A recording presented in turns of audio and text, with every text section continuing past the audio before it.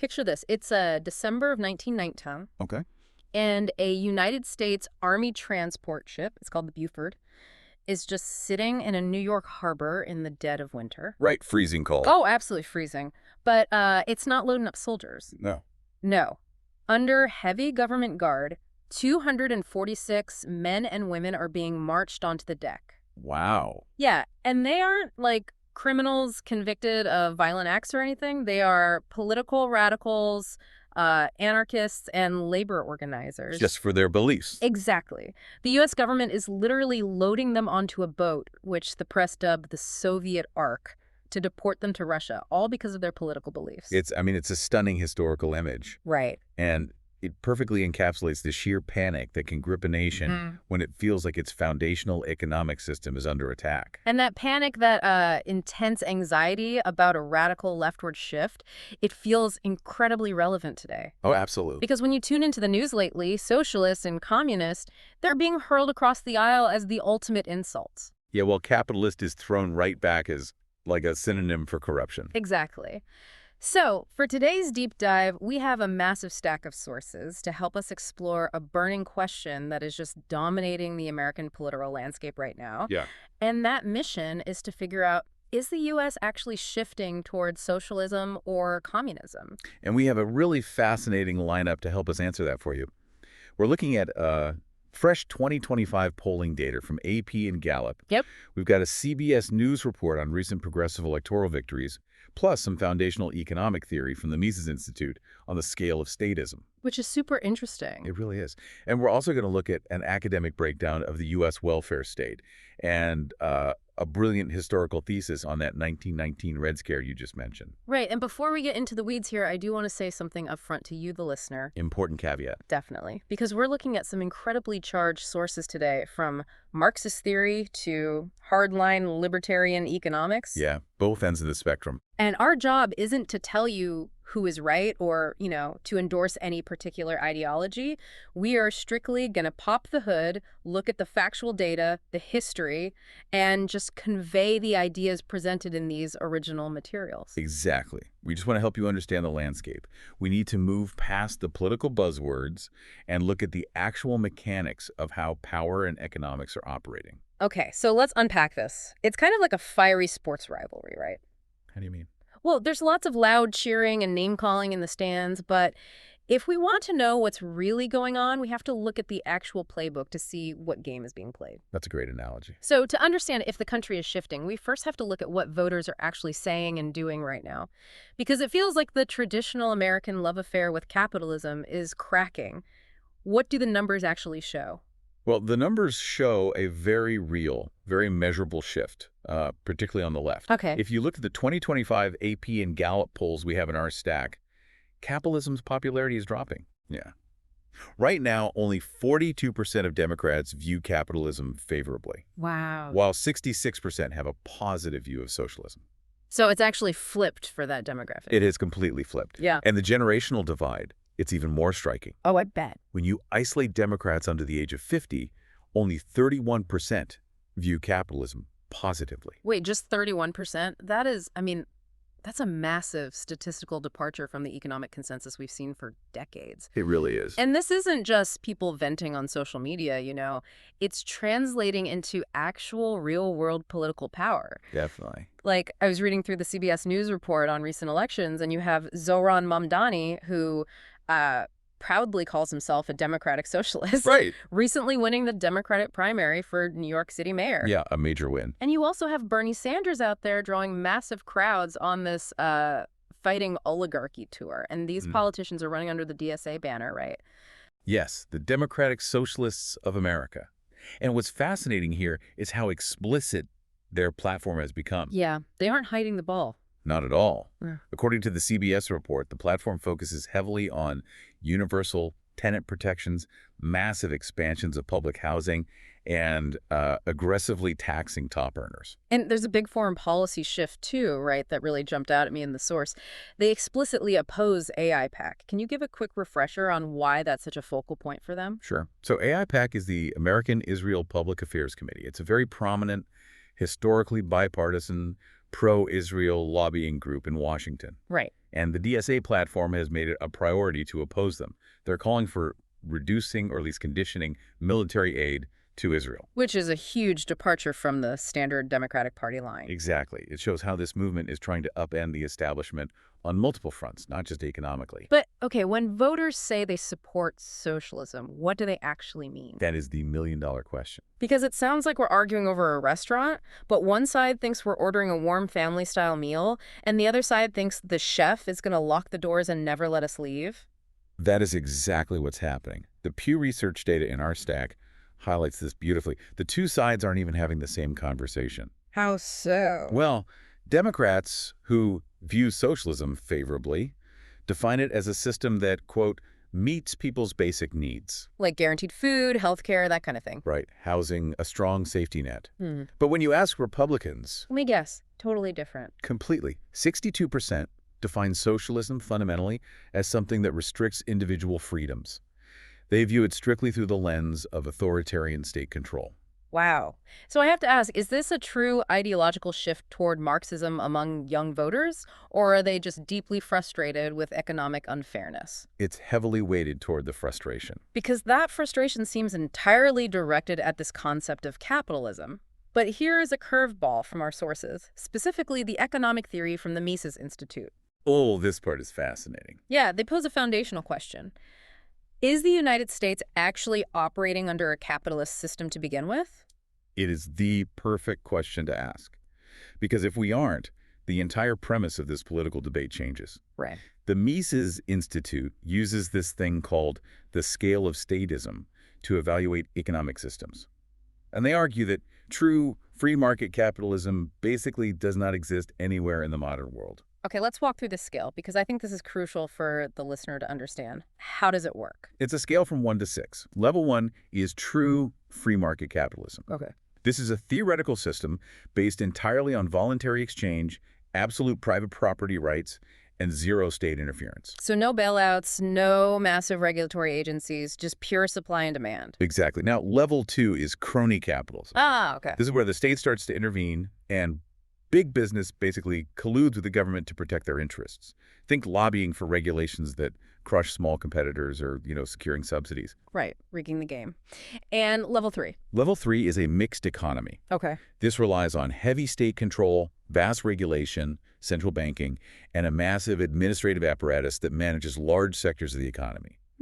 But private businesses technically still operate. I'm guessing that is where we are right now. Spot on. The source argues the U.S. and frankly most of the Western world sits firmly at level 3. And the trading economics data we have backs this up, right? It does. U.S. government spending is expected to reach 33.8% of the entire GDP in 2025. Just for context, what is the historical norm for that? Well, since 1900, the historical average is around 24.6%. Wow. So the state has become a dramatically larger driver of the economy. Yeah, we are a deeply intertwined mixed economy. Okay, finish out the scale for us just so we have the full picture. What are levels 4, 5, and 6? Right. Level 4 is economic fascism. Property is private, but the state directs all production. Right. Level 5 is democratic socialism, like we saw in Venezuela under Chavez and Maduro, where key industries are nationalized democratically. And level 6. Level 6 is Marxist socialism. Totalitarian state, command and control over every aspect of life, like North Korea. I want to pause on level 5 for a second, the democratic socialism, because I constantly hear progressive politicians point to countries like Denmark or Sweden as their ideal models of socialism. Right, the Nordic model. Yeah. The sources actually address this myth directly. It's a very common talking point, but it's factually inaccurate. Oh, really? Yeah. The Danish prime minister explicitly stated on a trip to the U.S. a few years ago that Denmark is not a socialist planned economy. They are a market economy. They have a very robust capitalist engine that just funds a very large welfare state. Yeah. So they sit at level 3, just like the U.S., just with different taxation. Okay, here's where it gets really interesting to me. If you follow this logic, there is a massive glaring irony here. How so? Well, if the U.S. is already a massive state-heavy mixed economy, right? And these young voters are furious about skyrocketing housing costs and healthcare premiums, Aren't these newly elected socialist politicians essentially just asking for more of the very state control that arguably created the economic issues they're fighting against? That is exactly the central paradox identified by the Mises Institute. Wow. When people see the failures within a mixed economy, like the housing crisis, which is a heavily regulated sector, they tend to blame the phantom of free market capitalism, level one. Right, they blame the boogeyman. Exactly. And their solution is to demand more government intervention to fix it. But if you're going to use the state to fix the economy, you have to look closely at the actual tool the state uses. And that tool is bureaucracy. Precisely. Which takes us straight to Ludwig von Mises' classic book, Bureaucracy, which is featured in our EconLib source. He talks about how we went from a relatively small government prior to the 1930s to the New Deal era under FDR to today, where we have over 22 million government employees. It's a staggering number. It is. And Mises contrasts how a market works versus how a bureaucracy works. And it really is night and day, isn't it? It's fundamentally different. Yeah. Look, in a market economy, no matter how flawed, you have a built-in mechanism for rational economic calculation. Profit and loss. Right. Consumers are the ultimate bosses. Exactly. If a business creates a product you value, you buy it, and they profit. If it's useless or overpriced, they lose money and go bankrupt. The price system constantly signals what society needs. But a bureaucracy operates completely blind to that price system. I mean, a public housing authority doesn't sell its services in a competitive market. No, they get their funding through taxation, completely regardless of performance. So there's no profit motive. Right. And because they have no profit and loss benchmark, their employees aren't rewarded for innovation or efficiency. They're rewarded for obedience, loyalty, and, strict compliance with top-down rules. It's like trying to navigate a smartphone using a typewriter keyboard. I love that analogy. Right. The tool itself fundamentally limits what you can actually achieve because it was built for a completely different function. And if we connect this to the bigger picture, this explains why Mises warned that interventionism begets interventionism. What does that mean in practice? Let's say government agency is tasked with solving homelessness. If they fail, and homelessness actually goes up, they don't go bankrupt like a private company. No, they usually ask for a bigger budget. Exactly. They use that failure as evidence that the problem is worse than expected, and they request more funding, more manpower, and more authority. So the tool inherently grows regardless of whether it actually works. Right. So to push back a bit here on behalf of the listener, if bureaucracy is so inherently rigid, how can this new wave of DSA candidates possibly deliver on these massive promises for universal health care or overhauling housing? Well, according to this economic framework, they structurally cannot. They can't. No. Because a comprehensive administrative state is absolutely necessary to implement socialist policies. Right. You need armies of bureaucrats to distribute resources. Right. But because that bureaucracy inherently lacks the rational economic calculation of the price system, Yeah. it can't coordinate a complex society effectively. Mm. It relies on arbitrary political mandates, not real-time demand. Okay, but let's play devil's advocate. Let's say a democratic socialist wave does sweep into power. They win the presidency, they win Congress. Okay. The inefficiency of bureaucracy is one problem, sure. But our sources point out that the very blueprint of the U.S. government presents an even older, deeper historical obstacle. They would have to fight the Constitution itself.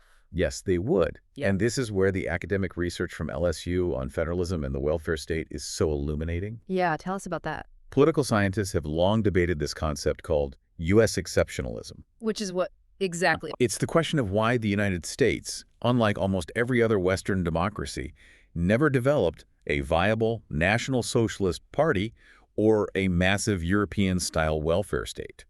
And the researchers Lipset and Marx, they argue that the answer is baked right into our founding documents. Yes. The founders, particularly James Madison, they were terrified of centralized power. So they designed a system with federalism, a bicameral legislature, splitting the House and Senate, and an independent executive. They purposefully built in a gauntlet of veto gates. Veto gates, right. Think about how this applies historically. When early socialist or radical labor movements tried to gain traction here, this sprawling, decentralized structure thinly spread their power across a massive geographic landscape. So you might elect a radical mayor in one city. Or even capture a state legislature, sure. But translating that localized energy into sweeping national policy requires passing through so many independent layers of government. Right. By design, radical ideas are almost always stopped or severely watered down. Even FDR is a great example of this, right? I mean, during the Great Depression, he had massive supermajorities in Congress. He had a huge mandate. Oh, massive. But he still couldn't pass truly universal, encompassing social policies. He had to settle for highly targeted, means-tested welfare precisely because of those veto gates. And in political science, there is a term for this exact mechanism: down-season platform convergence. Wait, down-season platform convergence? That sounds incredibly dense. What does that actually mean in plain English? Fair enough. Yeah. It basically means that in a two-party system with a strong separation of powers, politicians are mathematically forced to move toward the political middle to get absolutely anything done. Ah, I see. Let's say a politician campaigns on a fiery radical bill to nationalize the housing industry. To actually pass it, they have to get it through committees, appease moderate senators from swing states, survive court challenges. And get a president to sign it. Right. By the time it survives that gauntlet, that radical housing takeover, it converged into like a mild centrist tax credit for first-time homebuyers. So what does this all mean for today? Let's connect this back to that CBS report. Okay. If the system is essentially rigged to paralyze radical change, is this why DSA candidates are capturing that intense resistance energy we normally associate with populist movements? It plays a huge part. Are voters flocking to these candidates not because they actually want to, sit down and read Marxist economic theory, but because these candidates project strength against an establishment that seems completely gridlocked by these veto gates? That is a very astute synthesis. When the establishment seems incapable of moving the needle due to these exact roadblocks, frustrated voters look for anyone willing to kick the doors down. Right, they just want action. Exactly. The rhetoric of socialism today is often less about the actual seizure of the means of production and more about a populist demand for aggressive action. Okay, so the system naturally dilutes policy through federalism and it bogs it down in bureaucracy. But what happens when the state actually feels legitimately threatened by a leftward shift? That's a different story. Because the system doesn't just sit back and let itself be attacked. History shows us the state pushes back hard, which brings us right back to that ship in the harbor. It does. We have to look closely at the UCF historical thesis on the Red Scare of 1919 and 1920. Yeah. This period is often taught in high schools as like a wave of organic grassroots public hysteria. Everyday Americans just succumbing to the fear of the Russian Bolshevik Revolution spreading. But this thesis completely dismantles that narrative. He does. It reveals that the Red Scare was highly orchestrated political theater driven by the state, specifically the Bureau of Investigation, which was the precursor to the FBI. Led by Attorney General A. Mitchell Palmer and a young J. Edgar Hoover. Right. Following the end of World War I, the Bureau of Investigation was facing a crisis. They were staring down a massive loss of funding and relevance in peacetime. They needed a bad guy. Exactly. They needed a new enemy to justify keeping their expanded budget and power. So they intentionally and methodically exaggerated the threat of the radical left. But how did they actually do that? Because it's one thing to say they exaggerated it, but what was the actual mechanism? They purposely conflated completely legal, mainstream labor activities with violent insurrection. At the time, conservative labor unions were fighting for basic things like the closed shop. Let me stop you there real quick for the listener. What is a closed shop? Oh, right. A closed shop is simply a workplace where an employer agrees to hire only union members. Yeah. It was just a standard collective bargaining demand for bigger wages and security. Okay. But the Bureau, working in tandem with corporate interests, planted stories in the press, painting these everyday strikes as a first wave of a violent Marxist overthrow of the U.S. government. Wow, so they made regular union workers sound like bomb-throwing Bolsheviks. They absolutely did. And they used that manufactured narrative to launch the infamous Palmer raids. They raided homes and union halls without warrants, arresting thousands of people. Yeah. And the dramatic climax of this political theater was the Soviet arc, loading those 246 radicals onto the Buford and shipping them to Russia. And it was a massive media spectacle. The government deliberately invited the press to cover the deportation. Of course they did. They painted it as a decisive, heroic blow against a vast criminal conspiracy. But the underlying goal wasn't just to remove radicals like Emma Goldman. What was the goal? The state used the visual spectacle of the Soviet arc to terrify the public and push Congress to pass a peacetime sedition law. They wanted unprecedented permanent power to police speech and political thought, even when the country wasn't at war. It's like a corrupt security company intentionally hyping up a neighborhood crime wave, pointing at like every piece of graffiti as proof of a massive criminal syndicate just so they can sell the neighborhood a fleet of expensive armored patrol cars. That's spot on. Uh, And this raises a really important question that the historical thesis forces us to confront. What's that?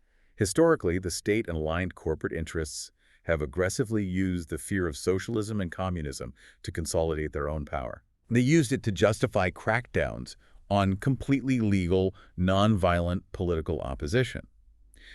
During this era, legally elected socialist politicians in the New York State Assembly were literally expelled from office. Expelled. Expelled, disenfranchising tens of thousands of voters simply because of the political label they carried. Which brings us right back to the sports bar analogy we started with. Yeah. When Republicans today call mainstream moderate Democrats socialists, or when a protester bursts into a town hall screaming communist at a candidate like Zohran Mamdani, how much of that is genuine ideological debate? Right. And how much of it is just the tactical deployment of a 100-year-old playbook designed to shut down opposition, rally the base, and consolidate power? It is a profound historical parallel.